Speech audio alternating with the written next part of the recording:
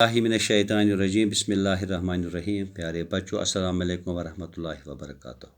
बच्चों, कल हमने इंडिया आफ्टर इंडिपेंडेंस का जो हमारा टॉपिक था उसमें हमने a new and divided nation पढ़ा।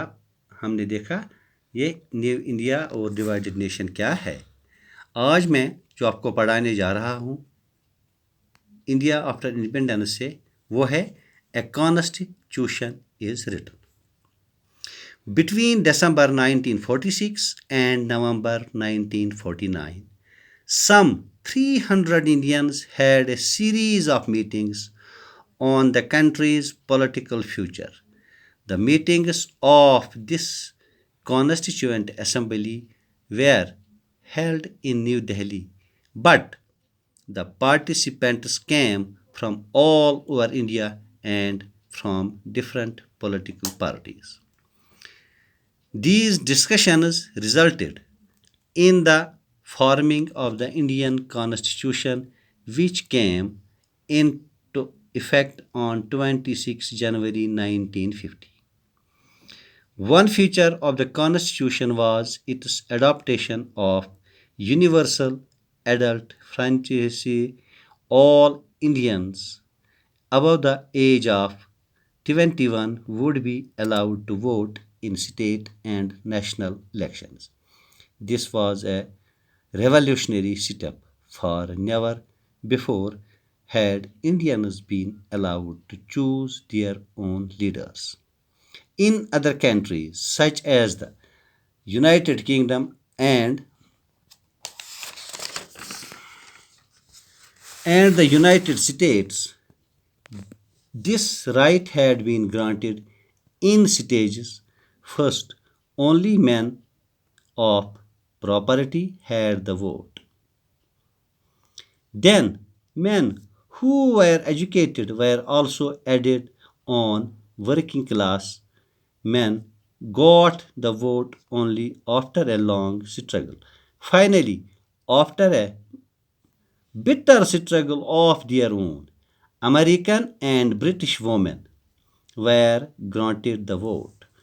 On the other hand, soon after independence, India chose to grant this right to all its citizens regardless of gender, class, or education. A second feature of the Constitution was that it guaranteed equality before the law to all citizens, regardless of their caste or religious affiliation. There were some Indians who wished that the political system of the new nation be based on Hindu idols, and that India itself be run as a Hindu state. They pointed to the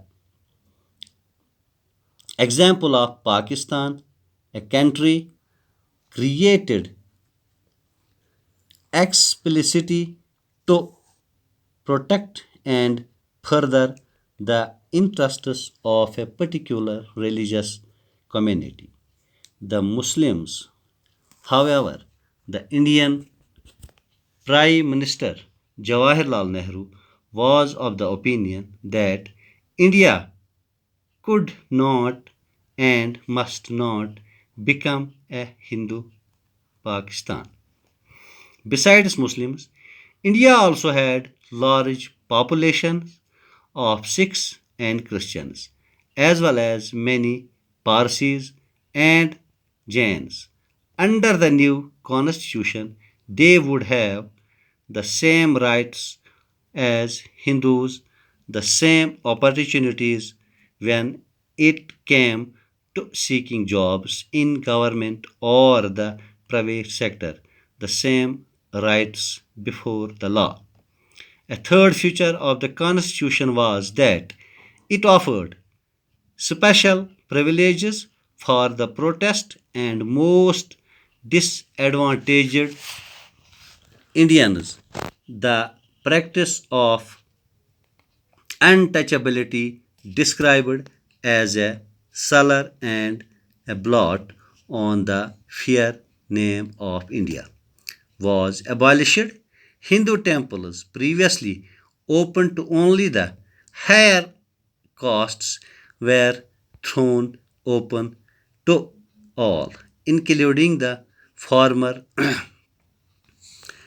untouchables. After a long debate, the Constituent Assembly also recommended that a certain percentage of seats in legislatures as well as jobs in government be reserved for members of the lowest castes.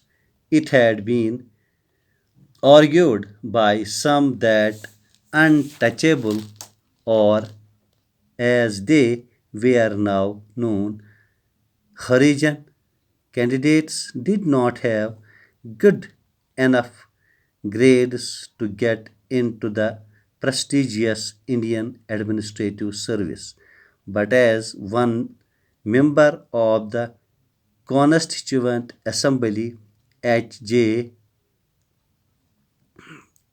Khandekar, argued, it was the upper castes who were responsible for the Harijans being unfit today. Addressing his more privileged colleagues, Khandekar said, बच्चों, ये था हमारा आज का जो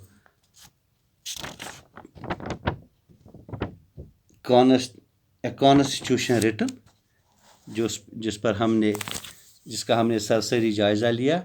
इसका जो बाकी हिस्सा रह गया वो इंशाल्लाह मैं कल के लेक्चर में पूरा करूँगा। तब तक के लिए खुदा हाफिज़।